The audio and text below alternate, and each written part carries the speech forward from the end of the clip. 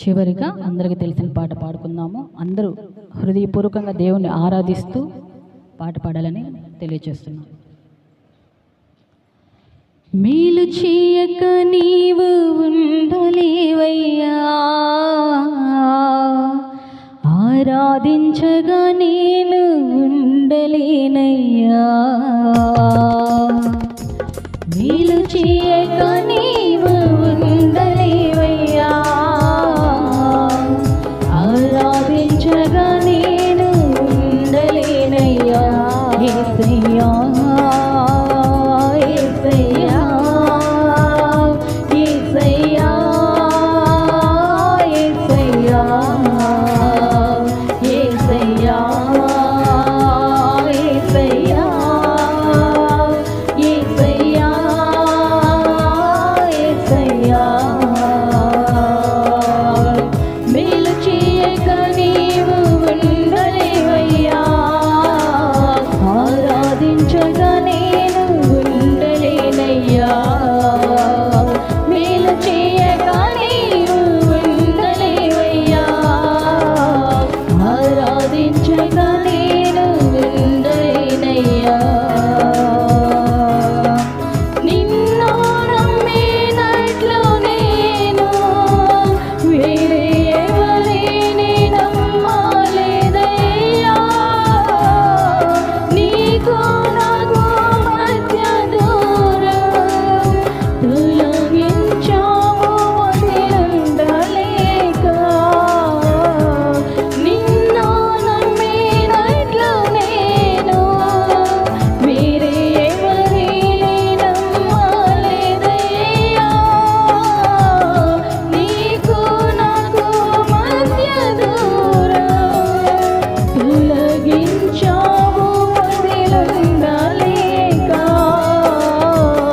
నా ఆనందం కోరేవాడా, నా ఆశలు తీర్చేవాడా. నా ఆనందం కోరేవాడా, నా ఆశలు తీర్చేవాడా. క్రియలెన్నో ప్రేమ నీది, నిజమైన ధన్యత నాది. యేసయ్యా యేసయ్యా యేసయ్యా యేసయ్యా యేసయ్యా యేసయ్యా యేసయ్యా యేసయ్యా.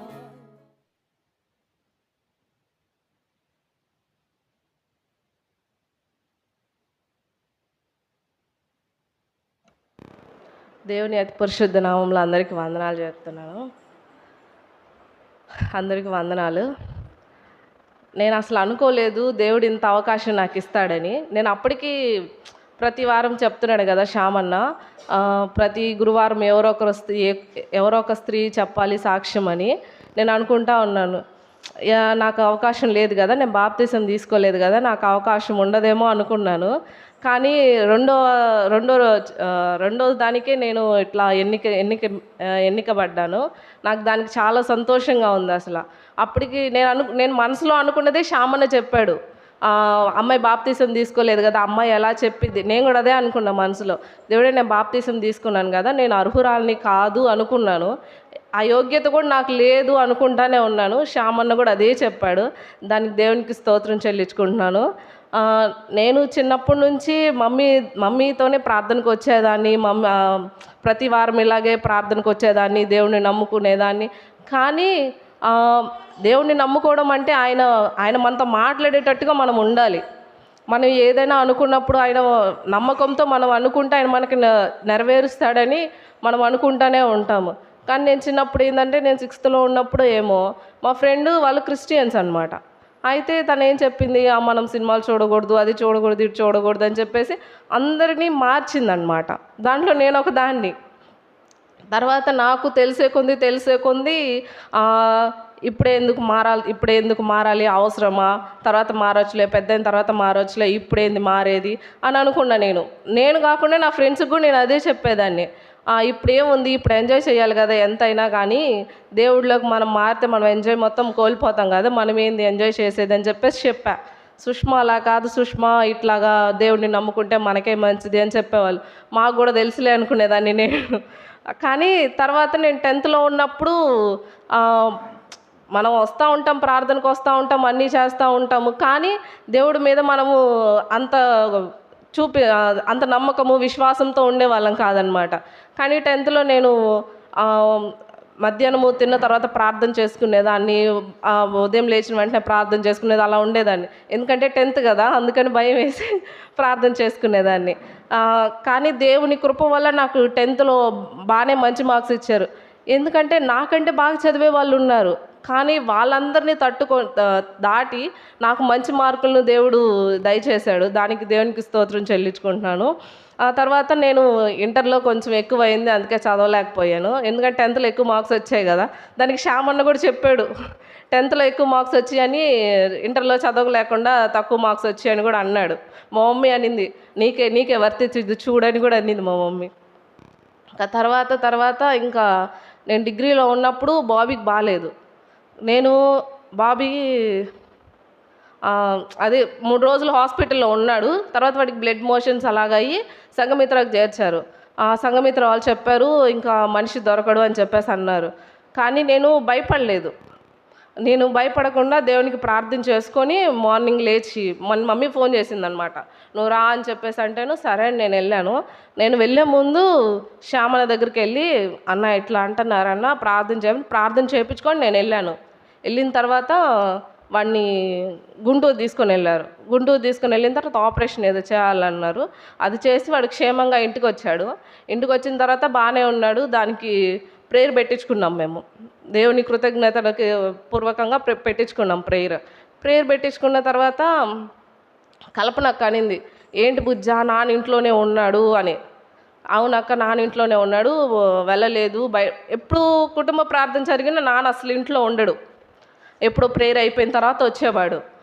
అయితే ఆ రోజు అనింది, ఏంది బుజ్జా నాన్న మారినట్టున్నాడు అంటే, ఏమోనక్క నాకు కూడా అదే అనిపిస్తుంది అన్నా. అంటేను తర్వాత ఆ మనసు అనుకుంటానే ఉన్నాము. తరిగిన తర్వాత సంవత్సరం మమ్మీకి ప్రార్థనలోనే అలా అయ్యేసరికి నాన్నకి చాలా కోపం వచ్చేసింది అనమాట. కానీ దానికి ఇప్పుడు నేను చింతిస్తూనే ఉన్నాను, ఎందుకంటే ఆమె వల్ల మనమందరం సఫర్ అవుతున్నాం కదా అని నాకు అనిపించింది. దేవుడా, మమ్మీ వల్ల ఉపవాస ప్రార్థన లేకుండా పోయింది కదా, మీరెంతో నమ్మకంతో ఉపవాసం ఉండి ప్రార్థన చేసుకోగలిగే అవకాశం లేదని నాకు చాలా బాధేసేది. కానీ తర్వాత మమ్మీకి అలా అయినప్పుడు కూడా మమ్మీ అటు పడి మంచం మీద ఉంది, నేను వచ్చి లోపలికి వచ్చి ప్రార్థన చేసుకున్నా, దేవుడా మమ్మీకి ఇలాగుంది, ఆయన స్వస్థపరచండి. ఇంకా ఆమెని బాగానే ఉందని చెప్పారు, ఆపరేషన్ చేస్తే క్యూర్ అయింది, కానీ దానికి ఆపరేషన్ అయితే ఖచ్చితంగా చేయాలన్నారు. సరే అని చెప్పేసి దేవుడే నీ చిత్తం. ఆమె ఐసీయూలోనే ఏమో ఆపరేషన్ జరిగేటప్పుడు కూడా నేను అక్కడ చైర్లో కూర్చొని, దేవుడు ఆమెను స్వస్థపరచని ప్రేయర్ చేసుకుంటూనే ఉన్నాను. ఆమెను స్వస్థపరిచారు. తర్వాత ఇంకా ఆమె దేవుడి చిత్తం ఆయన దగ్గరికి వెళ్ళిందామా. నేనేం భయపడలేదు, నేనేం బాధపడలేదు కూడా, ఎందుకంటే ఉండి కష్టపడేదానికంటే దేవుడి దగ్గరికి వెళ్ళిందని సంతోషంగా ఉంది నాకైతే ఒక పక్క. ఇంకా తర్వాత అందరూ చనిపోయిందని కానీ నాకు చదువు కోసం కొంచెం బాధపడ్డారనమాట, అంటే చదువు వెనకబడ్డాను కదా అని. ఆ తర్వాత నేను పీజీలో సీట్ కోసం ప్రేయర్ చేసుకున్నాను అనమాట. దేవుడా నాకు ఏయూలో సీటు వచ్చేలాగా చూడు, ఎందుకంటే అది మంచి యూనివర్సిటీ, పెద్ద యూనివర్సిటీ. అన్నిటికంటే మా ఫ్రెండ్ ఏం చెప్పాడంటే, సుష్మా నువ్వు మంచి యూనివర్సిటీలోనే తెచ్చుకుంటే నీకు మంచి ఆపర్చునిటీస్ వస్తాయి అన్నాడు. సరే అని చెప్పేసి తను చెప్పినట్టుగా నేను అట్లాగే పెట్టుకున్నాను అనమాట మంచి యూనివర్సిటీస్లో. ఇంకా తర్వాత మా ఫ్రెండ్ కూడా అక్కడే ఉంది, ఇంకా అందువల్ల నేను దానికి పెట్టుకున్నాను అనమాట. నేను ఆ తర్వాత ప్రేయర్ చేసుకున్న విధంగానే నాకు అక్కడ సీట్ వచ్చింది. నేను సాక్ష్యం కూడా చెప్పాను ఆ రోజు, న్యూ ఇయర్కో ఎప్పుడు చెప్పాను మొన్న. ఇంకా తర్వాత ఇంక నా చదువు అయిపోయింది, నేను వచ్చాను. నేను సెకండ్ ఇయర్లో ఉన్నప్పుడు, మొన్న ఎంఎస్సి సెకండ్ ఇయర్లో ఉన్నప్పుడే, ఫస్ట్ ఇయర్లో అయితే నేను వెళ్ళేదాన్ని ప్రేయర్కి, కాకపోతే క్యాథలిక్ చర్చ్కి వెళ్ళేదాన్ని అనమాట. మన చర్చ్ లాగా ఉండదన్నమాట అది, జస్ట్ వాళ్ళు ఏదో చేస్తారు, ప్రార్థన చేస్తారు, అది అంతా చేస్తూనే ఉంటారు. అయితే మా ఫ్రెండ్ క్యాథలిక్ అనమాట. తన వల్ల నేను తనేమో ముందు జాయిన్ అయ్యింది. నేను ఒక నెల వెనక్కి జాయిన్ అయిన వల్ల నాకు అక్కడ ఉన్న చర్చిలు ఎక్కడ ఏం తెలీదు నాకు. సరే అని చెప్పేసి తనతో వెళ్ళేదాన్ని నేను. అయినా కానీ అంటే వెళ్ళేదాన్ని అంటే నాకు కుదిరినప్పుడు వెళ్ళేదాన్ని అనమాట. తనకి అంటే 8:30 కల్లా వెళ్ళాలి. మనకేమో నిద్ర కావాలయ్యా ఫస్ట్. అందువల్ల నేను లేచి చర్చ్‌కి వెళ్ళాలని తొందరగా లేచి రెడీ అయ్యి వెళ్ళేదాన్ని. 6 కల్లా లేచి స్నానం చేసేసి వెంటనే ఆటో బుక్ చేసుకొని వెళ్ళేదాన్ని అనమాట. లేదంటే అక్కడ బయటకు వెళ్తే ఏదో ఒక ఆటో వస్తారు, వాళ్ళు అక్కడ ఎక్కి వెళ్ళేదన్నమాట. ఇంకా అలా అలా వెళ్ళడం స్టార్ట్ చేసేదాన్ని. తర్వాత నాకు ఇంకా మా క్లాస్ వాళ్ళు పరిచయం అయ్యారనమాట. మా క్లాస్ వాళ్ళు పరిచయం అయిన తర్వాత నేను అమ్మాయితో వెళ్ళడం ఆపేసాననమాట. ఆపేసిన తర్వాత నేను మా ఫ్రెండ్స్‌తో ఇంకా అట్లా అట్లా ఒక మా హాస్టల్ నుంచి ఇంకా ఒక కిలోమీటర్, హాఫ్ కిలోమీటర్ ఉండిద్ది. మేము మా ఫ్రెండ్స్ అందరమీ ప్రతి వారం తప్పకుండా వెళ్ళేవాళ్ళమే. ఒక వారము ఎప్పుడో వర్షం పడింది అప్పుడు తప్పితే నాకు తెలిసి నేను ప్రతి వారం అది నాకు ఎంత బాధ కలిగించినా నేను చర్చ్‌కెళ్ళే వచ్చేదాన్ని. మా ఫ్రెండ్స్ కొంతమంది ఊర్లకు వెళ్ళేవాళ్ళు. అంటే దగ్గర దగ్గర ఊర్లకి వాళ్ళు వెళ్ళేవాళ్ళు అనమాట. నేనైతే ఇంకా దూరం కదా మనం ఏమి వెళ్తాంలే అని చెప్పేసి అక్కడే ఉండేదాన్ని. వాళ్ళు లేకపోయినా నేను ఒక్కదాన్నైనా చిన్నగా నడుచుకుంటా వెళ్ళి వచ్చి చిన్నగా నడుచుకుంటూ వచ్చేదాన్ని అనమాట. అలా అలా నేను దేవునిలోకి ఎదుగుతూ ఎదుగుతూ వస్తున్నా. నేను ప్రతిరోజు ప్రార్థన చేసుకునేదాన్ని. లేచిన వెంటనే ప్రార్థన చేసుకునేదాన్ని. తర్వాత నేను 3 గంటల ప్రార్థన 3 గంటలకు లేచి మరీ ప్రార్థన చేసుకునేదాన్ని దేవుని దయ వల్ల. అయితే నేను అలా వెళ్ళి వస్తుండేదాన్ని, ప్రార్థన చేసుకునేదాన్ని. తర్వాత వాక్యం చదువుతూ మొదలుపెట్టాను నేను ఇప్పుడు తర్వాత మళ్ళీ ఇక్కడికి వచ్చిన తర్వాత నేను వెనకేసాను కదా, అందుకని దేవుడు కూడా వెనకేసాడేమో అనుకుంటున్నాను నేను. ఎందుకంటే నాన్న ఒప్పుకోలే నా బాప్తిజంకి. నేను అడిగా 3-4 సార్లు అడిగా, నాన్న ఇట్లా బాప్తిజం తీసుకోవాలనుకుంటున్నాను అంటే, ఇప్పుడు నీకు అవసరమా, ఇప్పుడు ఏంది నువ్వు తీసుకోవాల్సిన అవసరం ఏముంది, ఇప్పుడు అది ముందా ఏంటి నీకు అని చెప్పేసి అన్నాడు. అదేంటి నాన్న అలా మాట్లాడుతున్నావు, ఇప్పుడు కాకపోతే ఇంకెప్పుడు తీసుకుంటాము అన్న. ఇప్పుడు అవసరం లేదులే అన్నాడు. సరే అని సైలెంట్గా ఉన్నా నేను. నాకు చాలా ఏడుపు వచ్చేసింది ఆ మాటకి. నాకు ఏం చేయాలో అర్థం కాక నేనైతే ఆయన మీద చాలా కోపంగా ఉన్నాను. ఆ 2 రోజులు చాలా కోపంగా ఉన్నాను. ఇంకా నాన్న అన్నమేంటి ఏంది ఏం చేయాలి అని మాట్లాడుతూనే ఉన్నాను. కానీ తర్వాత అనిపించింది, సరేలే ఎందుకు మనం కోపంగా ఉండి మనం ఏం చేస్తాము అని చెప్పేసి అని సైలెంట్గా ఉండి తర్వాత సాయంత్రం అడిగా, నాన్న ఇట్లా బాప్తిసం తీసుకుంటాను అంటే సైలెంట్గా ఉన్నాడు. ఏం మాట్లాడలే. నా వైపు కోపంగా చూస్తున్నాడు తప్పితే ఏం మాట్లాడట్లా. నాన్న చెప్పు నాన్న ఏదో ఒకటి చెప్పు నాన్న అంటే సైలెంట్గా ఉన్నాడు. మా నాయనమ్మేమో వాళ్ళేం వినకపోతున్నాయి అమ్మా నువ్వేం చేస్తావా అంటుంది. నువ్వు కుదిరిగా ఉండే నీకు తెలియదు అన్న నేను ఆమె కనుక ఆమెకు ఒప్పుకుంటారు. మా నాన్న ఇంక ఈ వయసులో కాకపోతే ఇంకెప్పుడు తీసుకుంటారులే అని ఒప్పుకుంటారు. మా నాన్నేమో నా విషయానికి వచ్చేసరికి ఒప్పుకోలే. సరే అని చెప్పేసి నేను రెండో రోజు కూడా అడిగా, నాన్న ఏంది నాన్న బాప్తిసం తీసుకుంటాను నాన్న అంటే, ఇప్పుడు వద్దు నువ్వు ఇప్పుడు తీసుకోవద్దు అని చెప్పేసి అన్నాడు.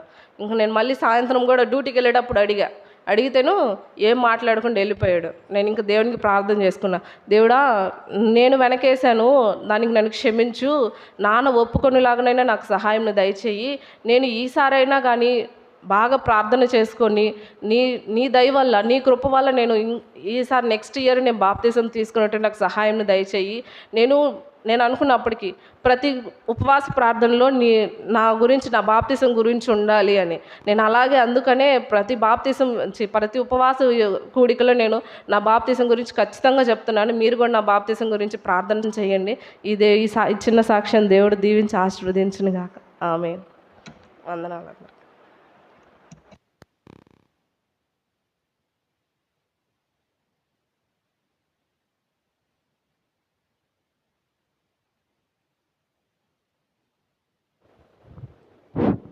ఈ సమయం చాలా ఎక్కువైపోతుంది. సునీత అక్క ఒక 15 నిమిషాలు వాక్యం చెప్తారు.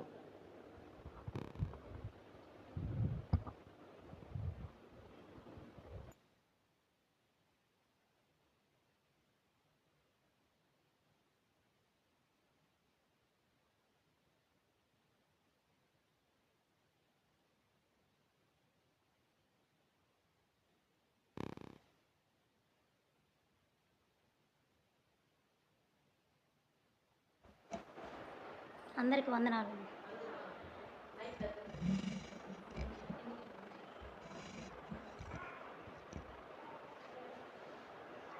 దేవుడు ఇట్టి సమయాన్ని ఇట్టి భాగ్యాన్ని నాకు ఇచ్చినందుకు నేను ఎంతో ధన్యురాలనని నేను భావిస్తూ ఉన్నాను. ఎందుకంటే దేవుడు ఎన్నిక లేని వారిని ఎన్నుకునే దేవుడు మన దేవుడు. నేనైతే ఇటువంటి దీనికి అర్హురాలిని కాదు. కానీ దేవుడు ఈ స్థలంలో ఇలాగ నిలబెట్టి నన్ను ఇట్లాగ వాడుకోవడానికి నాకు ఒక సమయాన్ని ఇచ్చిన దాన్ని బట్టి నేను ఎంతగానో దేవుణ్ణి స్తుతిస్తూ ఉన్నాను. ఈ రాత్రికాల సమయమందు మనము దేవుడు కొంత సమయాన్ని మనకిచ్చాడు. ఇలాగ నెమ్మది కలిగి కూర్చోలేనటువంటి స్థితిలో బయట ఎంతోమంది ఉన్నారు. కొంతమంది అయితే అనారోగ్యంతో, నేను ఈ మధ్య బాగా హాస్పిటల్కి ఎక్కువగా తిరిగానమాట నా భర్తకి బాగలేని కారణంగా. అప్పుడు చూస్తూ ఉంటే కొంతమందిని అసలుకి ఎంత డబ్బు ఖర్చు పెడతా ఉన్నారు, కానీ వాళ్ళకి అది బాగవుతుందో లేదో తెలియదు. అసలు అయోమయమైనటువంటి పరిస్థితి. కానీ దేవుడైతే మనకి నెమ్మది ఇచ్చి సమాధానం ఇచ్చి ఇలాగూ కూర్చొని నెమ్మది కలిగి దేవుని మాటలు వినడానికి మనకి ఈ సమయాన్ని ఇచ్చిన దాన్ని బట్టి దేవునికి మనం ఎంతైనా కృతజ్ఞులంగా మనం ఉండాలి. ఈ సమయంలో మనం ప్రార్థన చేసుకుందాం. వాక్యం మహాపరిశుద్ధుడా, ప్రేమ నమ్మకం కలిగిన యేసయ్యా, నీ బంగారు పాదాలకు కోట్ల కొలదిగా వందనాలు ప్రభా. స్తుతులు స్తోత్రాలు ప్రభా. ఈ సమయంలో ప్రభా ఇలాగ నెమ్మది లేని స్థితిలో ఎంతోమంది ఉన్నారు, కానీ ప్రభా మమ్మల్ని అయితే నీ ఏర్పాటులోనైనా నువ్వు ఎన్నుకొని ప్రభా ఇలాగ ఆయుష్కాలం ఇచ్చి ప్రభా ఆరోగ్యం ఇచ్చి అయా మమ్మల్ని సజీవుల లెక్కలో ఉంచిన దేవానికి వందనాలు స్తోత్రాలు ప్రభా. అయా అల్పురాలుని ప్రభా, ఎందుకు పనికిరాని దాన్నయ్యా, జ్ఞానం లేని దాన్ని ప్రభా, నన్ను ఒక్కసారి నీ కృపలో జ్ఞాపకం చేసుకొని ప్రభా అయా నీ పరిశుద్ధాత్మ నా పైన కుమ్మరించి ప్రభా ఈ రాత్రికాల సమయం అందు ప్రభా మాకు ఎట్టి మాటలైతే అవసరమో ప్రభా అట్టి మాటలు ప్రభా నీవే నా ద్వారా మాట్లాడమని అయా నీ కృప నా పైన కుమ్మరించి నాకు సహాయం చేయమని ప్రభా, ఎలాంటి తడబాటు నాయన భయం లేకుండా ప్రభా నీ మాటల్ని ధ్యానించడానికి నీ కృప నాకు సహాయం చేయమని ఈ చిన్న ప్రార్థన త్వరలో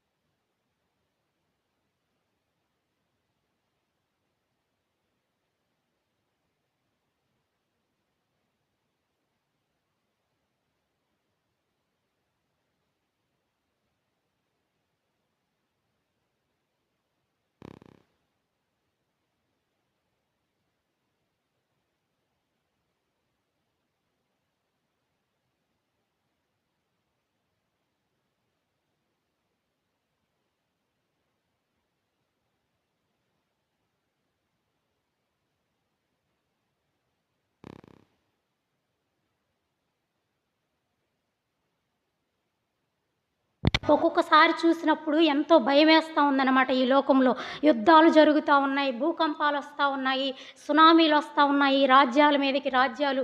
ఎంత భయంకరమైనటువంటి దినాలంటే అన్యాయం రాజ్యం ఏలుతూ ఉంది. కాబట్టి మనం ఈ దినాల్లో మనము ఎలా ఉన్నామో ఒక్కసారి దేవుని వాక్యం ద్వారా మనల్ని జ్ఞాపకం చేసుకుందాం. మనం ఏ స్థితిలో ఉన్నామో, దేవునిలో మనము ఎటువంటి విశ్వాసం కలిగి ఉన్నామో ఒక్కసారి మనల్ని మనము దేవుని వాక్యం ద్వారా పరిశీలన చేసుకుందాం.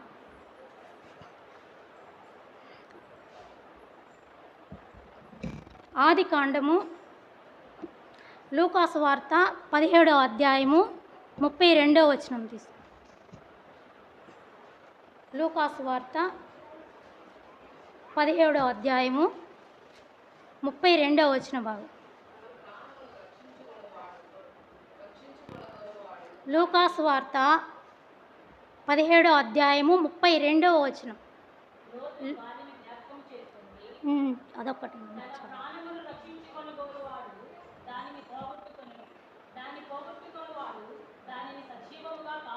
చాలు. ఇక్కడ మనం లూకాసు వార్త 17వ అధ్యాయం 32వ వచనంలో మనము ఈ వాక్య భాగాన్ని మనం ధ్యానం చేస్తున్నప్పుడు లోతు భార్యను జ్ఞాపకం చేసుకొనడి. ఈ రాత్రికాల సమయం అందు లోతు భార్యను జ్ఞాపకం చేసుకోమని దేవుడు మనకి చెప్తా ఉన్నాడు. లోతు జ్ఞాపకం చేసుకోండి అనే మాట ఈ బైబిల్ గ్రంథం మొత్తంలో 2 సార్లు మనకి కనబడుతూ ఉంటుంది. మొదటిగా మనకి ఎక్కడ కనిపిస్తూ ఉంటుందంటే, దేవుడు తన ప్రాణాన్ని మన కోసం అర్పించిన తర్వాత దీన్ని ఇలాగు చేయడని ప్రభురాత్రి భోజనం అప్పుడు ఆ సమయంలో దేవుడు మాట్లాడతాడనమాట. దీన్ని ఇలాగూ చేయుడి, జ్ఞాపకం చేసుకోండి నన్ను. అంటే దేవుడు మన కోసం ప్రాణం పెట్టిన విధానాన్ని నన్ను జ్ఞాపకం చేసుకోండి అని దేవుడు అక్కడ మాట్లాడుతూ ఉన్నాడు. మరి నా మాట ఎక్కడ మనకు కనిపించదు, కానీ మరి ఒక భాగం ఇదనమాట. లోతు భార్యను జ్ఞాపకం చేసుకున్నది. అట్టి దినాలు ఇది ఎక్కడ జరిగిందంటే ఆది కాండం, అంటే మన మొదటి దినాలలో జరిగింది. ఇప్పుడు మనం కడవరి దినాల్లో ఉన్నాం. ఈ కడవరి దినాల్లో ఉన్నటువంటి మనము లోతు భార్యను ఎందుకు జ్ఞాపకం చేసుకోవాలి? ఆమెకి మనకి సంబంధం ఏమిటి? లోతు భార్యకి ఈ కడవరి దినాలకి సంబంధం లేదు, కానీ మనకి ఆమె జీవితానికి దగ్గర సంబంధం ఉందన్నమాట. ఈమె ఎందుకు ఇలాగూ లోతు భార్యని జ్ఞాపకం చేసుకోమని దేవుడు మాట్లాడుతూ ఉన్నాడంటే, మనకిప్పుడు సమయం కొంచెం ఉంది కాబట్టి మన వాక్య భాగాల్ని ఎత్తి చూపించుకోకుండా మనం చదువుకుందాం. ఇప్పుడు లూకాసు వార్తలో లోతు భార్యని జ్ఞాపకం చేసుకోమని దేవుడు చెప్తా ఉన్నాడు. కొన్ని భాగాలు చూసినప్పుడు లూకాసు వార్త 17వ అధ్యాయంలో అలాగూ చెప్పిన తర్వాత మత్తయి సువార్త 10వ అధ్యాయం 15వ వచనంలో చెప్తా ఉన్నాడు దేవుడు, సొదొమ గొమొర్రాల పట్టణాలను జ్ఞాపకం చేసుకోమంటున్నాడు. దాని స్థితి కంటే మన స్థితి ఓర్వదగినదై ఉండునని చెప్తా ఉన్నాడు. మరి ఒక భాగం మత్తయి సువార్త 11వ అధ్యాయము 24వ వచనంలో కూడా అదే చెప్తా ఉన్నాడు, సొదొమ గతి కంటే మీ గతి మన గతి, ఈ గతి ఓర్వదగినదై ఉండునని. మరి ఒక భాగం లూకాసు వార్త 10వ అధ్యాయం 12వ వచనంలో కూడా చెప్తా ఉన్నాడు, ఈ సొదొమ గొమొర్రాల పట్టణపు స్థితి కంటే మరీ ఎక్కువ ఓర్వదగినదై ఉండునని అలాగ చెప్తా ఉన్నాడు. ఇలాగా యూద 1:7లో కూడా అదే మాట చెప్తా ఉన్నాడు. ఇన్ని అధ్యాయాల్లో ఇదే వచనం ఇంకా చాలా దగ్గరలో ఉంది, కానీ మనకి సమయం లేదు కాబట్టి కొన్నే నేను చెప్తా ఉన్నాను. ఇన్ని అధ్యాయాల్లో ఒక్క మాటనే ఎందుకు ఇన్నిసార్లు దేవుడు పలికాడు? సొదొమ గొమొర్రాల పట్టణపు గతి మనకి తూర్పున సూర్యుడు ఉదయిస్తాడన్న విషయం అందరికీ తెలుసు కదా. అలాగే దేవుని సన్నిధికి వచ్చేటువంటి ప్రతి ఒక్కరికి లోతు భార్యని గురించి తెలుసుంటుంది అనమాట. వాళ్ళు కొత్తగా రావచ్చు, పాత వాళ్ళు ఉండొచ్చు, లేదా చిన్నవాళ్ళై ఉండొచ్చు, పెద్దవాళ్ళై ఉండొచ్చు, కానీ ప్రతి ఒక్కరికి లోతు భార్య ఉప్పు స్తంభం అయిపోయింది, దేవుని మాట వినలేదన్న మాట ప్రతి ఒక్కరికి తెలుస్తుంది అనమాట.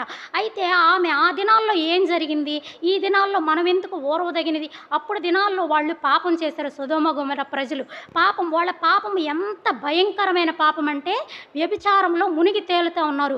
ఆ పట్టణమును దాన్ని గురించినటువంటి మొర దేవుని యొద్దకు చేరిందంట. అంటే ఆ పట్టణం అంతా దేవుడు అబ్రహాం అడుగుతున్నాడు, దేవుడు ఆ పట్టణాన్ని నాశనం చేయబోతున్నాను అని చెప్పేటప్పుడు అడుగుతా ఉన్నాడు అబ్రహాం, అయ్యా నువ్వు 50 మంది ఉంటే నువ్వు ఆ పట్టణాన్ని కాపాడుతావా అన్నాడు. నేను కాపాడుతాను అన్నాడు. అంతే అబ్రహాంకి అర్థమైంది అక్కడ 50 మంది కూడా లేరు అని. ఆ తర్వాత 45 మంది ఉంటే నువ్వు కాపాడుతావా అన్నాడు. అవును అన్నాడు. అంటే అబ్రహాంకి అర్థమైంది అక్కడ 45 మంది కూడా. అలాగే దేవునితో కొన్ని మాటలు తగ్గిస్తా వచ్చాడు. చివరికి ఒక్కరినైనా ఉంటే కాపాడుతావంటే కాపాడుతానన్నాడు. అంటే ఆ పట్టణంలో ఒక్కరు కూడా లేరని అర్థమైందనమాట. ఇక అబ్రహాం తన దారిన వెళ్ళిపోతాడు. అయితే మనం చూసినప్పుడు ఈ సొదొమ గొమొర్రా ప్రాంతంలో ఒక్కరు కూడా దేవుని ఎరిగినటువంటి బిడ్డలు లేరనమాట. లోతు మాత్రమే ఉన్నాడు. అయినప్పటికీ దేవుడు ఆ పట్టణాన్ని ఏం చేశాడంటే, ఆ ఉగ్రత చాలా ఎక్కువైపోయింది. దానిని గురించి ఎవరు మొరపెట్టుంటారు? దేవుని దగ్గరికి దాని మొర ఎలా చేరిందంటే, తన చుట్టూ ఉన్నటువంటి ప్రకృతి అది చూడలేకపోయింది. దేవుడు సృష్టించినటువంటి సృష్టి యావత్తు ఆ పాపం భయంకరమైపోయి సృష్టి దేవునికి మొరపెట్టిందంట అక్కడ. దానివల్ల దేవునికి ఆ మొర చేరటం వల్ల దేవుడు ఏం చేశాడంటే అక్కడ వాళ్ళని అగ్నిగంధకాలతోటి ఆ పట్టణం మొత్తాన్ని సమూలంగా నాశనం చేశాడు. ఎంత నాశనం అంటే చిన్న గడ్డి మొక్క కూడా మరలా తిరిగి అక్కడ మొలవటానికి అవకాశం లేకుండా సమస్తాన్ని బూడిద చేసి దానిని నాశనం చేశాడు. అయితే అంత భయంకరమైన పరిస్థితి ఆ పట్టణానికి కలిగింది కదా. ఇప్పుడు దినాల్లో దేవుడు మనతో ఏం మాట్లాడుతున్నాడంటే, ఆ పట్టణపు గతి కంటే నీ గతి ఇంకా ఓర్వదగినది అంటున్నాడు. అంటే అదే భయంకరంగా ఉంది. ఇక మన పరిస్థితి విడవబడితే ఇంకెంత భయంకరంగా ఉంటుందో ఒక్కసారి దేవుని వాక్యం ద్వారా మనల్ని మనము చూసుకుందాం. ఈ లోతు భార్య ఎలాగూ జీవించింది, ఈమె మనకి ఏ హెచ్చరికగా ఉంది, ఈ అంత్యకాలంలో నివసిస్తున్నటువంటి మనకి, బ్రతుకుతా ఉన్నటువంటి మనకి ఈమె ఎలా హెచ్చరికగా ఉందో ఒక్కసారి మనము చూసుకుందాం. ఈమెను చూసినప్పుడు ఈమెలో మనము 3 అంశాలు ఈ రాత్రికాల సమయం ముందు మనము ధ్యానిద్దాం. మొదటిగా ఈమె ఏం చేసిందంటే దేవుని పిల్లల స్నేహాన్ని కోరుకోలేదనమాట. ఈ వాక్య భాగాన్ని మనం ఎత్తి చూపించుకోవద్దు, సమయం కొంచెం మాత్రమే ఉంది కాబట్టి. ఇది మనం ఎక్కడ కనపడుతుంది అంటే ఆదికాండము 13వ అధ్యాయము 6వ వచనంలో ఉంటుంది. ఈమె దేవుని పిల్లల స్నేహాన్ని వీళ్ళు కోరుకోలేదు. లోతు యొక్క గొర్రెల కాపరులకి, అబ్రహాము గొర్రెల కాపరులకి గొడవ పడుతూ ఉంది. అంటే గొడవ పడినప్పుడు వాళ్ళు వచ్చి యజమానుల దగ్గర చెప్పినప్పుడు యజమాని అయినటువంటి అబ్రహాం ఏం చెప్పాడంటే, నువ్వు నేను బంధువులం కాబట్టి మనము ఇలా గొడవలు పట్టడం మనకి మంచిది కాదు, ఈ ప్రాంతం అంతా నీ ఎదురుగా ఉంది కాబట్టి నువ్వు ఎటు వెళ్తావో అటు వెళ్ళు, నేను మరి ఒక ప్రాంతానికి వెళ్తానని అబ్రహాం చెప్పాడు. అప్పుడు లోతు జ్ఞానం కలిగి ఉంటే ఏమనాలంటే, అబ్రహామును బట్టి లోతును దేవుడు దీవించాడు కాబట్టి, ఆశీర్వదించాడు కాబట్టి, అది విన్నటువంటి లోతు వద్దు వాళ్ళకి మనం సర్ది చెప్పుకొని ఉందామని చెప్పి ఉండాల్సింది. కానీ వాళ్ళు వేరైపోవడానికి ఇష్టపడ్డారనమాట. అంటే వాళ్ళ నుంచి వేరైపోయి బ్రతకడానికి వాళ్ళు ఇష్టపడ్డారు. దేవుని పిల్లలతో సహవాసం కలిగి ఉండడానికి అక్కడ వాళ్ళు ఇష్టపడలేదనమాట. ఇష్టపడలేదు కాబట్టి వాళ్ళ దగ్గర నుంచి బయటికి వెళ్ళటానికి వాళ్ళు ఇష్టపడ్డారు. కాబట్టి దేవుని పిల్లల యొక్క స్నేహాన్ని కోరుకోకుండా, దేవుని యొక్క సహవాసాన్ని మనం కోరుకోకుండా వేరైపోవడమే వాళ్ళకి అక్కడ వాళ్ళ పతనానికి అక్కడే నాంది పలికిందనమాట. అంటే అక్కడే వాళ్ళకి పతనం అవడానికి స్టార్ట్ అయిందనమాట వాళ్ళ స్థితి. అయితే సొదొమ పట్టణం వాళ్ళకి యెహోవా తోట వలె బాగా పచ్చగా కనబడినటువంటి ప్రాంతం వలె వాళ్ళకి కనిపించిందనమాట. దానిని వాళ్ళు ఎన్నుకొని అటువైపు వెళ్ళిపోయారు లోతు కుటుంబం. ఈ లోతు భార్య ఈ లోకములో ఉన్నటువంటి పై హంగులకి ఆకర్షింపబడింది. ఆమె ఎలాగుందంటే ఈ లోకంలో జరుగుతున్నటువంటి ఆ క్రియలు, సొదొమ గొమొర్రా ఉన్న పట్టణంలో ఉన్నటువంటి ఆ పాపం ఆమెకి బాగా ఆకర్షింపబడిందనమాట. కాబట్టి ఆమె దేవుని బిడ్డల స్నేహాన్ని వదిలిపెట్టి అటువైపు వెళ్ళడానికి ఆమె ఇష్టపడింది. దేవుని పిల్లల స్నేహాన్ని మనం కోరుకోవాలి. దేవుని పిల్లలతో సహవాసం మనకి ఎక్కడ దొరుకుతుంది? దేవుని మందిరంలో మాత్రమే దొరుకుతుంది. నువ్వు ఈ లోకంలో ఎంత డబ్బు ఖర్చు పెట్టినా, ఎక్కడికి వెళ్ళినా కానీ నీకు ఇంకొక దగ్గర సమాధానం కానీ, శాంతి కానీ, దేవుని మాటలు కానీ నీకు దొరకవు. ఎక్కడ దొరుకుతాయంటే ఆదివారం ఆరాధనలో దొరుకుతాయి, లేదంటే దేవుని పిల్లలు వారక్రమ కూడికల్లో కానీ, లేదంటే కుటుంబ ప్రార్థనలో కానీ, ఇలాంటి స్థలాల్లో మాత్రమే దేవుని మాటలు మనకి వినబడతా ఉంటాయి. కాబట్టి దేవుని యొక్క సహవాసం మనము కలిగి ఉండడానికి ఇష్టపడాలన్నమాట. దేవుని సహవాసాన్ని మనం కనుక దాటవేస్తే మన బ్రతుకుల్లో మనం అనేకమైనటువంటి నాశనాన్ని కొని తెచ్చుకున్నట్టుగా మనకు అక్కడ అర్థమవుతుంది. కాబట్టి మనం దేవుని వాక్యం ద్వారా ఏమని దేవుడు మనల్ని హెచ్చరిస్తూ ఉన్నాడంటే, దేవుని సహవాసం కలిగి ఉండడానికి మనము ఇష్టపడాలని ఇక్కడ లోతు భార్య ద్వారా మనకి తెలియజేస్తూ ఉన్నాడు. ఇప్పుడు దేవుని సేవకులు వాక్యం చెప్తా ఉన్నప్పుడు మనం ఏమనుకుంటాం, కొన్ని మాటలు ఇక్కడ నుంచున్న వాళ్ళు వాక్యం చెప్పేటప్పుడు ఏదైనా కొన్ని మాటలు అనాలోచితంగానే వస్తాయన్నమాట. దేవుని నడిపింపు ద్వారా కొన్ని మాటలు విన్నప్పుడు మనకు ఎట్లా ఉంటాయంటే, ఇది నా గురించే చెప్పారు, ఇది నన్ను గురించి ఎవరో చెప్పినట్టున్నారు అన్నట్లుగా దేవుడి మాటలు మనల్ని గుచ్చుతాయన్నమాట. అలాంటప్పుడు మనం ఏమనుకుంటామంటే, నా గురించే చెప్పారని. కొంతమంది అయితే మనసులో నొచ్చుకొని తర్వాత ప్రార్థనకి రావడానికి కానీ, లేదంటే తర్వాత వాళ్ళతో మాట్లాడటానికి కానీ ఇబ్బంది పడతా ఉంటారు. అలాంటివి మనము చేయకూడదనమాట. అలాగ దేవుని మాటల ద్వారా హెచ్చరిస్తూ ఉన్నప్పుడు మనం ఏం చేయాలంటే, దేవుని మాటకి మనము లోబడాలన్నమాట. దేవుని పిల్లల స్నేహాన్ని కోరుకోవాలి. ఏదైనా దేవుని సేవకుల ద్వారా మనల్ని హెచ్చరించినప్పుడు దానికి మనము క్రమపరుచుకొని, ఏదైతే మనలో వ్యర్థమైనవి ఉన్నావో వాటి తీసుకువేసుకోవడానికి మనము ఇష్టం కలిగి ఉంటే దేవుడు మనల్ని క్రమపరిచి మనల్ని ఆశీర్వదిస్తాడు. కాబట్టి దేవుని వాక్యం ద్వారా మనం ఇప్పుడు ఏం తెలుసుకోవాలంటే, దేవుని యొక్క పిల్లల సహవాసాన్ని మనము ఎప్పటికీ కోల్పోకూడదనమాట. నువ్వు కోల్పోతున్నావు, దేవుని సంఘానికి సహవాసానికి దూరం అవుతున్నావంటే నీ ఆత్మీయ స్థితి అక్కడే పతనం అవుతుందని అర్థం చేసుకోవాలి. కాబట్టి మనకి సమయం కొంచెమే ఉంది కాబట్టి త్వరగా ముగించుకుందాం.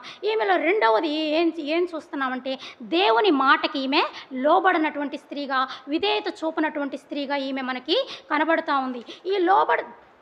ఈమె ఏం చేస్తూ ఉందంటే, దేవుని మాట విన్నది. సొదొమ గొమొర్రా ప్రజలకు నాశనం కలుగుతూ ఉందన్నప్పుడు ఆదికాండము 19వ అధ్యాయం 17 నుంచి 26 వరకు మనం చదివినప్పుడు, లోతు కుటుంబాన్ని దేవుని దూతలు రక్షించడానికి దేవుడు దూతల్ని పంపించినప్పుడు దేవుని దూతలు ఏం చెప్పారు, మీరు వెనక్కి తిరిగి చూడొద్దు అని. వాళ్ళు తొడుగు చేస్తూ ఉన్నారు బయటికి రావడానికి. ఆ పట్టణం అంతా కాలిపోతూ ఉందని చెప్పినా కానీ వాళ్ళు ఇంకా తొడుగు చేస్తున్నారన్నమాట. అంటే వాళ్ళ ఆస్తి సంపద యావత్తు అక్కడే ఉంది కాబట్టి, ఎన్నో దినాలు అక్కడ గడిపి ఉన్నారు కాబట్టి దాన్ని విడిచిపెట్టి రావడానికి వాళ్ళు ఇష్టపడట్లేదనమాట. కానీ దేవుని దూతలు ఏం చెప్పారంటే, వాళ్ళని చేతులు పట్టుకొని మరి వాళ్ళని బయటికి లాక్కొచ్చారు. బయటికి లాక్కొస్తూ ఏం చెప్పారంటే, మీరు వెనకకి తిరిగి చూడవద్దు, వెనకకి తిరిగి చూస్తే మీకు దేవుని ఉగ్రత వస్తుంది. ఆమె విన్నది ఆ మాట. మీరు వెనక్కి తిరిగి చూడవద్దు అన్న మాట ఆమె వినిందనమాట. కానీ విన్నది కానీ ఆమె ఏం చేసింది, విధేయత చూపలేదు. విన్న మాటకి ఆమె విధేయత చూపకుండా ఆమె వెనక్కి తిరిగి చూసింది. కొంతవరకు బాగానే నడిచింది, కానీ కొంత దూరం వెళ్ళిన తర్వాత ఆమె ఏం చేసిందంటే వెనక్కి తిరిగి చూసిందనమాట. ఇప్పుడు మనం కూడా ఏం చేస్తూ ఉన్నామంటే, రక్షింపబడినటువంటి కొన్ని దినాలు, అంటే కొద్ది రోజులు ఆ ముందు సమయంలో మాత్రం దేవునికి బాగా దగ్గరగా ఎక్కువగా ప్రేయర్ చేసుకోవటము, దేవునిలో ఏదో బాగా బాగా ఉజ్జీవంతో ఉన్నట్లుగా కనబడతాం. కానీ అది కొంత సమయం లోకంలో నడుస్తూ ఉన్నప్పుడు కొన్ని దినాలకి మనం ఏం చేస్తామంటే దానిని మర్చిపోయి వెనక్కి తిరిగి చూస్తామన్నమాట. అయితే దానికి మా దేవుడు ఏం చెప్తా ఉన్నాడంటే, మనం వెనక్కి జారిపోయినప్పుడు, వెనక్కి తిరిగి చూసినప్పుడు దేవుని ఉగ్రత, ఇక్కడ లోతు భార్య ఏమైపోయింది, ఉప్పు స్తంభం అయిపోయింది అనమాట. ఆమె విన్నది, దేవుని మాటలు వినకుండా లేదు, విన్నది కానీ ఏం చేయలేదామా, లోబడలేదనమాట. లోబడలేదు, ఆ మాటలకి ఆమె విధేయత చూపలేదు కాబట్టి ఆమె ఉప్పు స్తంభం అయిపోయింది. ఎలాగైపోయిందంటే పాతి పెట్టడానికి అలివి కానటువంటి ఒక శవములాగా ఉప్పు స్తంభము. ఉప్పు అనేది ఎప్పటికైనా కరిగిపోతుంది, కానీ ఆమె స్తంభము 2000 సంవత్సరాల క్రితం అది జరిగినా కానీ ఇప్పటి వరకు కూడా ఆ ఉప్పు కరిగిపోలేదంటే దేవుడు మనకి దానిని ఒక హెచ్చరికగా ఉంచాడనమాట. అంటే దేవునిలోనికి వచ్చిన తర్వాత వెనకకి జారిపోతే మనము అలాంటి స్థితిలోనికి, అంటే మనం ఇక ఎవ్వరూ బాగు చేయలేనటువంటి స్థితిలోకి మనం పడిపోతామని ఆమె ద్వారా మనం నేర్చుకోవాలని దేవుడు ఆ వాక్య భాగం ద్వారా మనకి తెలియజేస్తూ ఉన్నాడనమాట. అయితే మనం దేవుని సన్నిధిలో నుండి ఇప్పుడు కొన్ని భాగాల్లో మనం చూసుకున్నప్పుడు ఈమె సొదోమ ప్రాంతం నుంచి బయటికైతే వచ్చింది, కానీ ఆమెలో నుంచి సొదోమ బయటికి వెళ్ళలేదనమాట.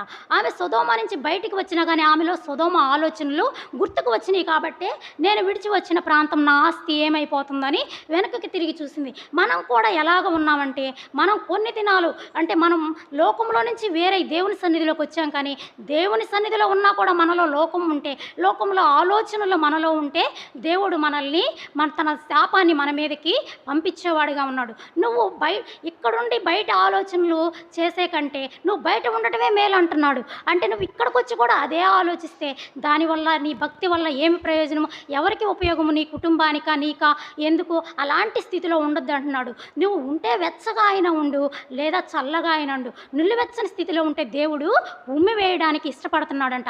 కాబట్టి దేవుడు ఉమ్మి వేస్తే, దేవుడు మనల్ని విసర్జిస్తే మన బ్రతుకులు ఇంకెవ్వరూ బాగు చేయలేరు. ఎంత ఘోర పాపినైనా కానీ దేవుడు కాపాడటానికి ఇష్టపడుతున్నాడు. కానీ అలాగ వేషధారుల్లాగా ఉంటే మాత్రం దేవుడు వారిని క్షమించడనమాట.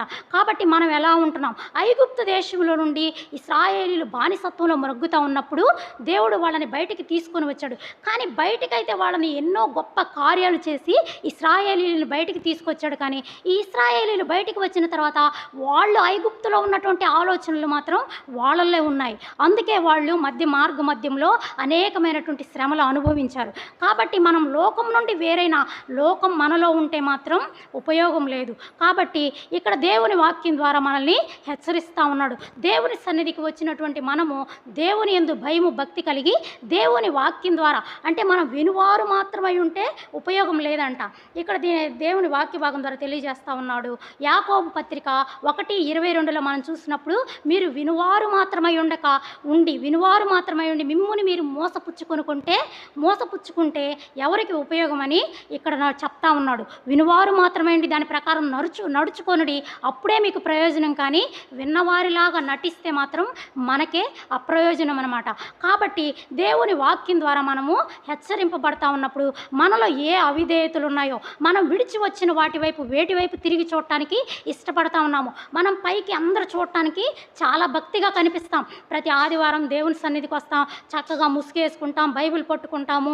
ఎవరు ఎన్ని చెప్పినా అంటే అమ్మో అందరూ చూస్తున్నారనే బిడియము ఏమి లేకుండా ఎట్లాగొస్తామంటే గర్వంగా, నేను దేవుని సన్నిధికి వెళ్తున్నా, ఎవరు చూస్తే ఏంటనే ఒకలాగా వస్తాం.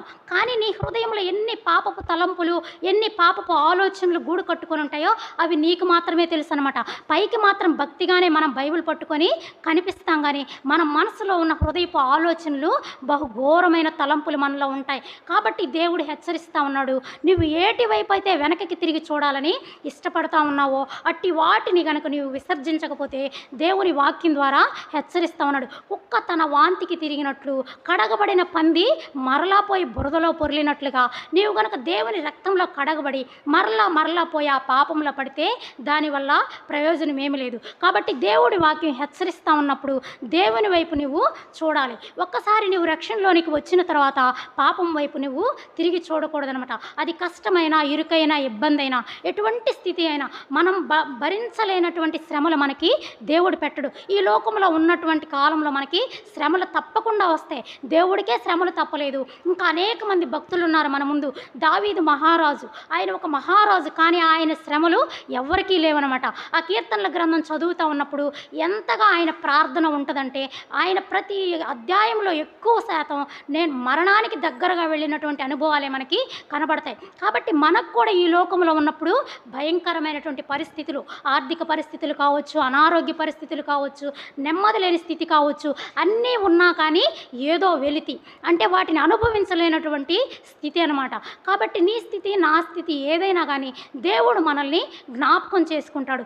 ఏది ఉన్నా ఆయన సన్నిధిలో మనం కనుక మొరపెట్టుకుంటే మన స్థితిని మార్చడానికి, మన పరిస్థితుల్లో మనకి దేవుడు తోడుగా ఉండడానికి ఆయన మనకి సమీపంగా ఉన్నాడు. కాబట్టి మనం దేవుని మాటలు విన్నవారంలాగా నటించకుండా విని వాటి ప్రకారం నడుచుకునే వారిలాగా ఉండాలని ఈ లోతు భార్య వినింది, కానీ లోబడలేదు, విశ్వాసం ఉంచలేదు, విధేయత చూపలేదు. అయితే మనం కూడా విని విశ్వాసం ఉంచి లోబడితే దేవుడు మన పట్ల గొప్ప కార్యాలు చేయడానికి ఆయన ఇష్టం కలిగి ఉన్నాడు. ఇంకొకటిగా మనం చూసుకున్నప్పుడు మూడవది ఈమెలో మనం నేర్చుకోవాల్సిన విషయం ఏమిటంటే, మొదటిగా ఈమె దేవుని పిల్లల స్నేహాన్ని కోరుకోలేదు. రెండవదిగా ఈమె దేవుని మాట వినింది, కానీ ఆ వాక్యానికి విన్న మాటకి విధేయత చూపలేదు. అయితే మూడవదిగా ఈమెలో మనం చూసిన లక్షణం ఏంటంటే, రక్షణ పట్ల ఈమె నిర్లక్ష్యం చూపినటువంటి స్త్రీగా ఉంది.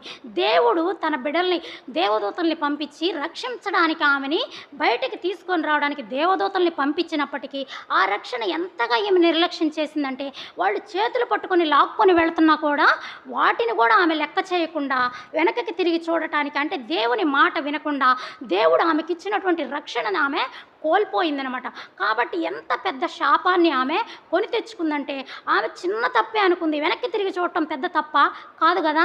మనం కూడా ఏదైనా చూస్తాం, వెనక్కి తిరిగి చూడటం మనం అనుకుంటాం చిన్న తప్పే, అంటే మనం చేసేవి కూడా చిన్న తప్పులే కదా అనుకుంటాం.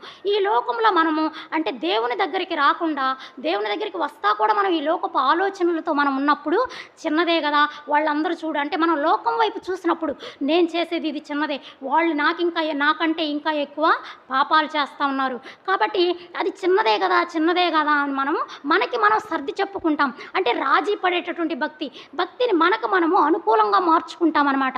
ఇప్పుడు ఏది పెద్ద ఏమి కాకుండా ఒక చిన్న విషయం, ఇప్పుడు ఆదివారం ఆరాధనకి రావాలి, రక్షింపబడినటువంటి నీవు ఆరాధనకు వచ్చి దేవుని బల్లలో చేయి వేయాలి. కానీ అలాంటి నీవు పని ఉందనుకోండి, ఆ పనికి వెళ్ళిపోతాం. మనం ఏమని సర్ది చెప్పుకుంటామంటే, దేవుడికి తెలియదా నా పరిస్థితి, దేవుడికి తెలుసు కదా, క్షమిస్తాడు కదా, అంటే మనము అనుకూలంగా మార్చుకుంటాం. దేవుడు ఒక ఆజ్ఞ, అది నువ్వు దేవుని సన్నిధికి వచ్చి ఆరాధన చేయాల్సిన నీవు ఖచ్చితంగా ఎన్ని పనులున్నా ఆరాధన చేయాలన్నమాట. కాబట్టి అది ఆజ్ఞ అతిక్రమించటం. మనం ప్రార్థన చేయాలని తెలుసు కానీ ప్రార్థన చేయము, అది పాపమే. మనం పాపాలంటే ఏవేవో అనుకుంటాం, కానీ దేవుని వాక్యం చెప్తా ఉంది, దేవుడు ఏదైతే చేయమని చెప్తాడో అది చెయ్యకపోవటమే పాపంగా దేవుడు మనకి చెప్తా ఉన్నాడు. దేవుని వాక్యం తెలియజేస్తూ ఉంది, పాపము నుండి వచ్చు జీతం మరణం అన్నాడు, కానీ పాపము వలన వచ్చు జీతము మరణము, పాపముల వలన అని దేవుడు ఎక్కడా చెప్పలేదు. అంటే పాపములు కాదు అక్కడ, పాపము అది చిన్నదైనా పెద్దదైనా, ఒకటైనా రెండైనా పాపాలే అనమాట. ఇప్పుడు మనం ఒక పనికి వెళ్ళామనుకోండి, జీతం తీసుకోకుండా, అంటే కూలి పనికి వెళ్ళి కూలి తీసుకోకుండా మనం రాం కదా, ఆ కూలి 2 రోజులు లేట్ అయినా 3 రోజులు లేట్ అయినా అడిగి తెచ్చుకుంటాం. అలాగే నువ్వు పాపం చేసినప్పుడు అది క్రమేణా నీ పాపానికి తగిన జీతం నీ దగ్గరికి తప్పకుండా వస్తుంది. దాని ప్రతిఫలం నువ్వు ఏ రోజుకైనా కానీ అనుభవించాలి. కాబట్టి దేవుడు మనల్ని తగిన సమయం ముందు హెచ్చరించినప్పుడు, దేవుని వాక్యం ద్వారా మనల్ని హెచ్చరిస్తూ ఉన్నప్పుడు, దేవుని వాక్యానికి మనం లోబడి మన పాపాలు ఏవైతే ఇప్పుడు లోకంలో ఉన్నంతకాలం ఎన్ని చేసినా కానీ వాళ్ళకంటే చిన్నదే కదా నేను చేసింది, వాళ్ళు చాలా పెద్దవి చేస్తున్నారు, నాకేం జరిగిద్దిలే, వాళ్ళకే ఇంకా ఏం జరగలేదు అనుకుంటా. కానీ దేవునికి నీవు దగ్గరగా వచ్చినప్పుడు, దేవుని వాక్యం ద్వారా నీతో హెచ్చరింపబడతా ఉన్నప్పుడు, నువ్వు దేవుని దగ్గరికి, దేవుని వెలుగుకి దగ్గరగా వస్తే చిన్న పాపాలు కూడా పెద్దగా కనిపిస్తాయి. కాబట్టి దేవుని వాక్యంలో సరిచేసుకోవడానికి మనకి అవకాశం ఉంటుంది. ఈ లోకం వైపు చూసినంతకాలం పాపాలు మనకేమి పెద్దగా అనిపించవు. ఏముందిలే చిన్నదే కదా ప్రార్థనకి వెళ్ళలేదు, ఏమది పెద్ద పాపమా, లేదా పలానా దగ్గరికి రమ్మన్నారు రాలేదు, ఇదేమన్నా పెద్ద పాపమా, అంటే చిన్నయే కదా అని మనం అనుకుంటాం. కానీ ఇప్పుడు ఈ లోతు భార్య చిన్న తప్పే చేసింది, చిన్న తప్పు వెనకకి తిరిగి చూసి ఉప్పు స్తంభం అయిపోయింది. కానీ ఆమె పిల్లలు ఆమెను చూసి తర్వాత ఎంత ఘోరమైన పాపం చేశారంటే, తన తండ్రితోటే వాళ్ళు సంతానాన్ని కలిగి ఉన్నారు. ఎంత ఘోరమైన పాపము! మోయాబీయులు, అమ్మోనీయులు వాళ్ళలో నుంచి లోతు సంతానం అనమాట. ఇలాగ తండ్రి ద్వారా అక్రమంగా సంతానాన్ని సంపాదించుకున్నారు. ఎంత ఘోరమైన పాపము! తల్లి చిన్న తప్పు చేసింది, పిల్లలు పెద్ద తప్పు చేశారు. కాబట్టి తల్లులమైనటువంటి మనము ఎలాగ ఉన్నాము? మన పిల్లలకి మాదిరిగా జీవిస్తున్నామా? మన పిల్లలు మన వైపు చూసినప్పుడు మనలో ఏం వాళ్ళకు కనబడతా ఉన్నాయి? మనం మాదిరిగా ఉంటే మనం వాళ్ళకి ధనం సంపాదించడం అవసరమే, కానీ ధనము కంటే కూడా జ్ఞానం చాలా విలువైంది. అట్టి జ్ఞానం నువ్వు గనుక నీ బిడ్డలకి ఇవ్వగలిగితే, దేవుని భయము, దేవుని జ్ఞానం నువ్వు గనుక ఇవ్వగలిగితే, వాళ్ళకి కావాల్సిన వాళ్ళు సంపాదించుకునే స్థితి దేవుడిస్తాడు. కాబట్టి నువ్వు నేను మన బిడ్డలకి మాదిరికరమైనటువంటి తల్లులుగా ఉండాలని ఈ లోతు భార్య ద్వారా దేవుడు మనల్ని హెచ్చరిస్తూ ఉన్నాడు. ఈ పాపాన్ని జయించడానికి మనకి అవకాశం ఎక్కడుంటుంది? దేవుని సన్నిధికి వస్తే మాత్రమే, దేవుని సన్నిధిలో సమయం గడిపితే మాత్రమే, దేవుని వాక్యం ద్వారా మనము హెచ్చరింపబడినప్పుడు మాత్రమే దేవుడు మనతో మాట్లాడతాడు.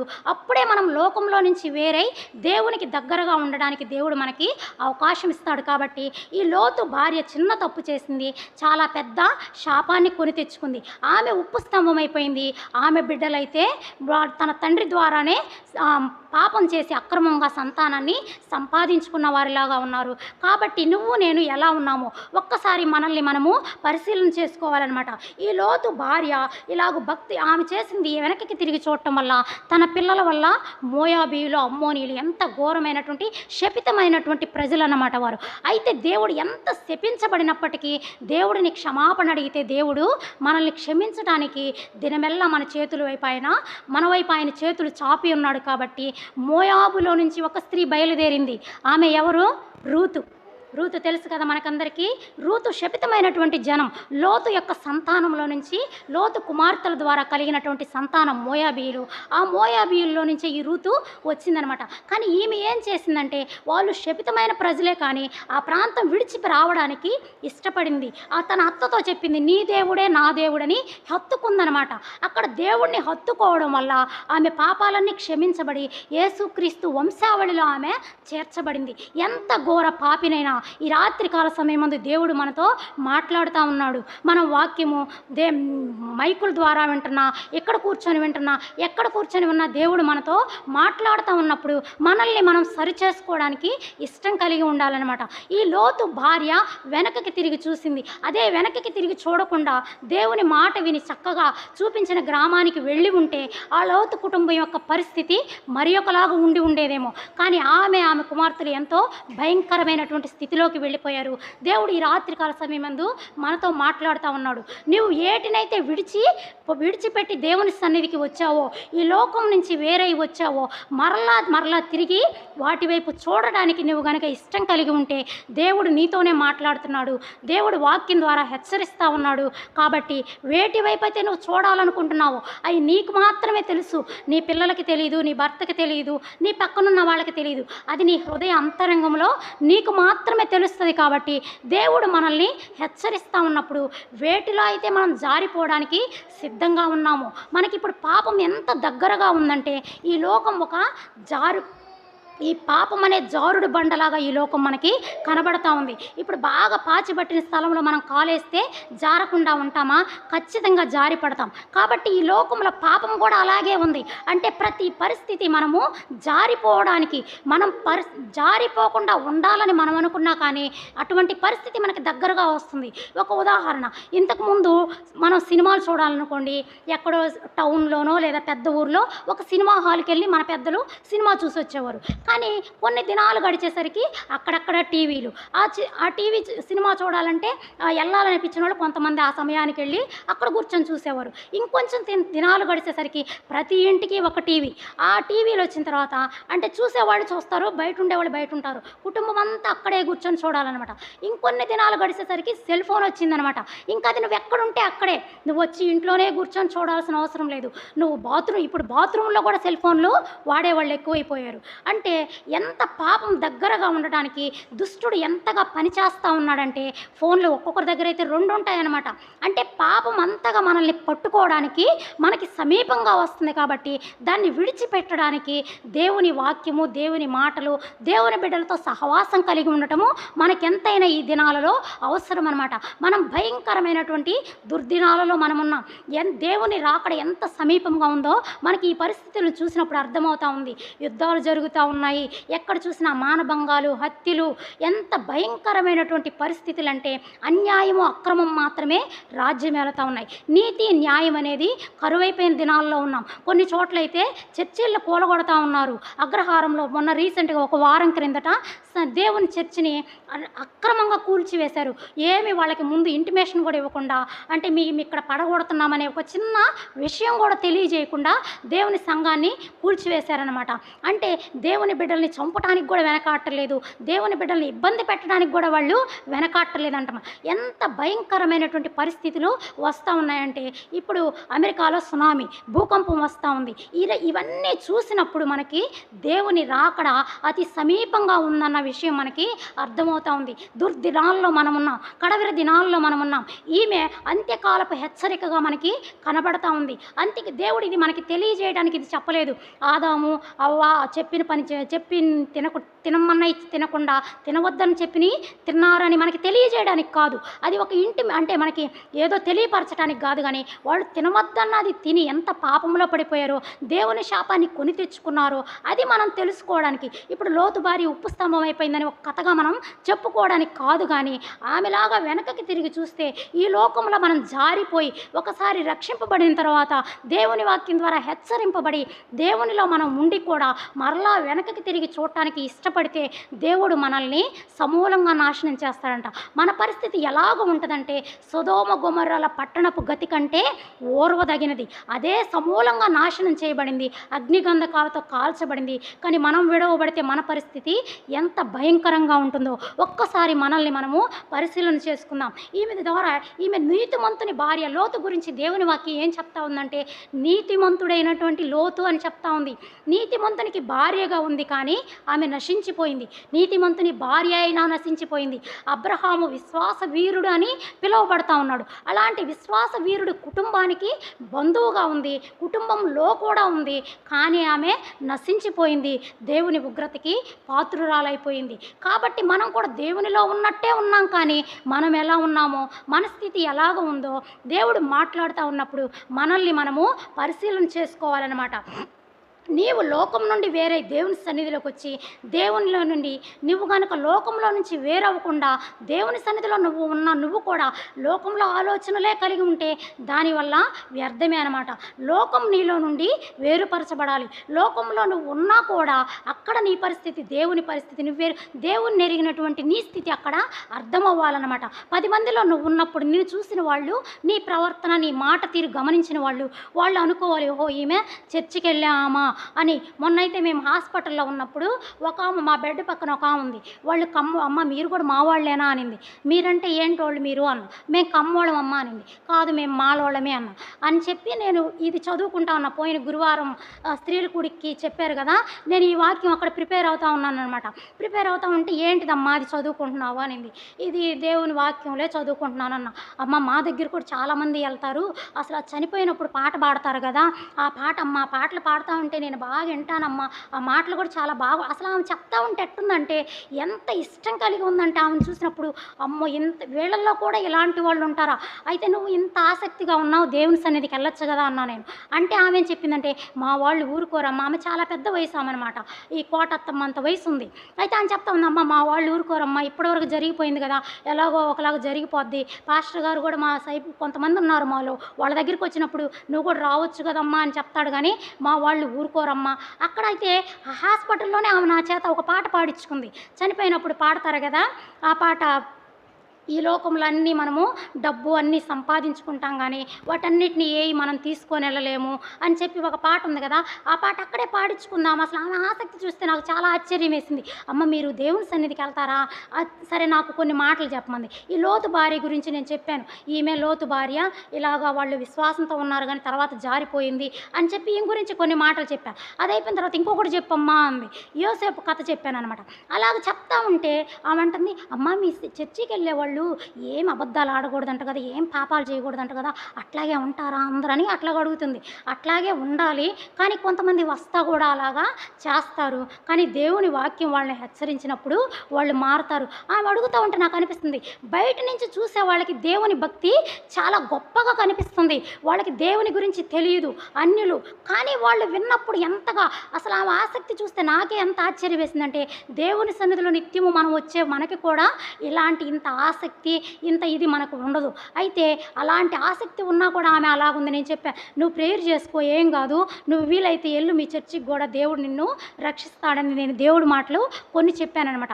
మనమైతే నిత్యము దేవుని సన్నిధిలోనే గడుపుతూ ఉన్నాం, కానీ దేవుని యొక్క శక్తిని మనము ఆశ్రయించలేకపోతా ఉన్నాం. ఆమె అయితే బయట ఉంది, లోకంలో ఉంది, దేవుని గురించి ఎప్పుడు వినలేదు, ఏదో మైకుల ద్వారా వినింది. కానీ ఆమె ఎంతగా అడుగుతుందో, అమ్మ చాలా జాగ్రత్తగా ఉండాలంట కదా, ఏ పాపం చేయకూడదంట కదా అంటే ఆమెకి తెలిసిన వాటిని కూడా మనకి తెలిసి కూడా వాటిని ఏమనుకుంటున్నామంటే ఎప్పుడు వినే మాటలే కదా అని మనము అట్లాగా అనుకుంటా ఉన్నాం. కాబట్టి దేవుడి మాటలతోటి దేవుని వాక్యం ద్వారా మనల్ని హెచ్చరిస్తూ ఉన్నప్పుడు మనం ఎలాగ ఉన్నామో మనల్ని మనం చేసుకుందాం. మహాపరిశుద్ధుడా, ప్రేమ నమ్మకం కలిగిన యేసయ్యా, నీ బంగారు పాదాలకు కోట్ల కోట్ల కొలదిగా వందనాలు ప్రభా, స్తుతులు స్తోత్రాలు చెల్లించుకుంటున్నావయ్యా. ఈ సమయంలో ప్రభా నాయన అయ్యా, నీ వాక్యం ద్వారా సూటిగా మాతో మాట్లాడావు ప్రభా.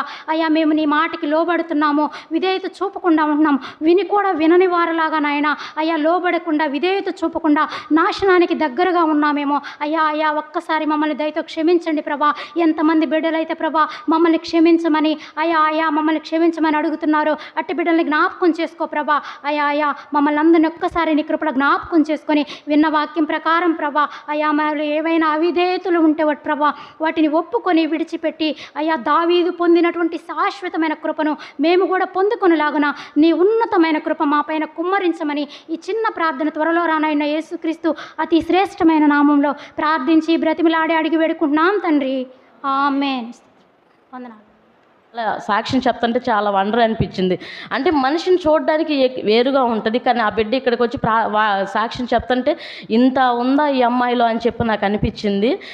అమ్ములు ప్రేయర్ చేసుకో, ఇక్కడ అందరం ప్రేయర్ చేస్తాం నీ గురించి, నువ్వు దేవునిలో ఇంకా బలంగా బలపరచబడాలని ప్రార్థన చేస్తాము. ఇంకా అంత మాత్రమే కాకుండా సునీత అక్క చక్కని వాక్యం చెప్పారు. ఆజ్ఞ అతిక్రమమే పాపం. అవ్వ ఆదాములు ఏం ఫలం తిన్నారు అంటే ఫలం తినటం వల్ల పాపం కాదు, దేవుడు ఆ ఫలమును ముట్టుకోవద్దని చెప్పి ఆజ్ఞ ఇచ్చాడు. కానీ వారు అవ్వ ఆదాములు గారు ఆ ఫలం తిన్నారు. ఆజ్ఞ అతిక్రమమే పాపము. అక్క అదే చెప్పారు, ఆజ్ఞ అతిక్రమమే పాపం. మనం పాపాలు ఏయో చేసేస్తేనే పాపం కాదు. మనం దేవుడు చెప్పిన మన బైబిల్లో దేవుడు ఎన్నో ఆజ్ఞ, ఇలా ఉండాలి ఇలా ఉండకూడదని ఎన్నో చెప్పాడు. వాటిని మనం దేవుడు చెప్పినవి మనం తూచా తప్పకుండా చెయ్యాలి. అలా చేయకుండా ఉండటమే పాపం, అంతే కదా. సో వీటి గురించి ప్రార్థన చేయండి.